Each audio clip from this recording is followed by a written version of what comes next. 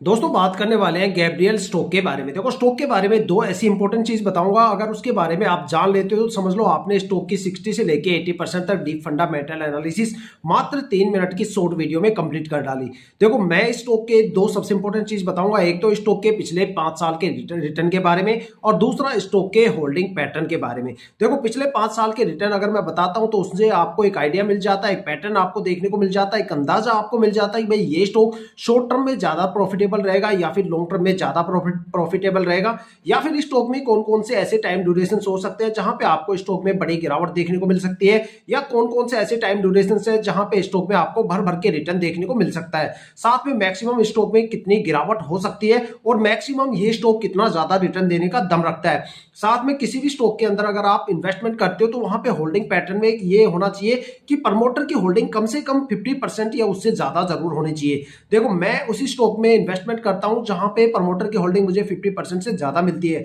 अगर promoter holding 50% से कम है तो वहां पे स्ट्रेस लेवल बढ़ जाता है और स्टॉक के रिटर्न गिर जाते हैं, ठीक है। लेकिन जिस स्टॉक में प्रमोटर की होल्डिंग 60, 70, 80% से ज्यादा होती है तो वो स्टॉक मल्टीबैगर भी बन सकते हैं और लॉन्ग टर्म में आपको एक अच्छा खासा रिटर्न भी वो आपको प्रोवाइड करवाएंगे। साथ में जो एफआईआई की होल्डिंग है, देखो ये सबसे मेजर पॉइंट है, जो एफआईआई की होल्डिंग है वो किसी भी स्टॉक में जितनी कम रहेगी समझ लो उस स्टॉक में आपको गिरावट भी उतनी कम देखने को मिलेगी। मान लो किसी भी स्टॉक में एफआईआई की होल्डिंग ज्यादा है तो जब भी गिरावट का सिलसिला शुरू होगा सबसे पहले एफआईआई वाले वहां से सोल्ड आउट करके निकलेंगे। आपने अगस्त में, सितंबर में, अक्टूबर में देखा होगा कि एफआईआई ने किस कदर इंडियन स्टॉक मार्केट में बड़े लेवल पे बिकवाली करके इंडियन स्टॉक मार्केट के अंदर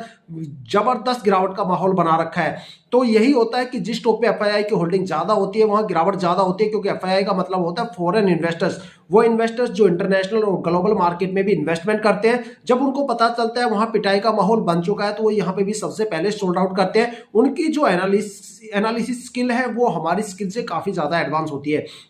तो इसलिए हमेशा स्टॉक में प्रमोटर की होल्डिंग ज्यादा होनी चाहिए, एफआईआई की होल्डिंग कम होनी चाहिए। मेरे सामने स्टॉक के पिछले 5 साल के रिटर्न है और उस रिटर्न के बेस पे मैं बता देता हूं भाई ये स्टॉक जबरदस्त है, औसम है, रिलायबल ये स्टॉक रिटर्न देता है। शॉर्ट टर्म में भी यहाँ पे भर भर के रिटर्न मिलेगा, साथ में लॉन्ग टर्म में भी ये स्टॉक भर भर के रिटर्न दे रहा है। अगर थोड़े से इसके रिटर्न के बारे में बताऊं तो 1 वीक में स्टॉक ने 3% का रिटर्न दिया, 1 महीने में स्टॉक ने 8% का रिटर्न दिया, 3 महीने में स्टॉक ने 2.5% की गिरावट हुई, 6 महीने में स्टॉक ने 1.5% से ज्यादा का रिटर्न दिया, 9 महीने में स्टॉक ने 34.5% का रिटर्न दिया, 1 साल में स्टॉक ने करीब 22.5% से ज्यादा का रिटर्न दिया, 2 साल में स्टॉक ने करीब 157% से ज्यादा का रिटर्न दिया, 3 साल में स्टॉक ने करीब 250% के करीब रिटर्न दिया और 4 साल में स्टॉक ने 347% के करीब रिटर्न दिया और 5 साल में स्टॉक ने 297% का रिटर्न दिया। और यहाँ पे जो होल्डिंग पैटर्न है वो भी काफी जबरदस्त है। प्रमोटर यहाँ पे 55% के आसपास है, पिछले साल भी यही था और एफआईआई की होल्डिंग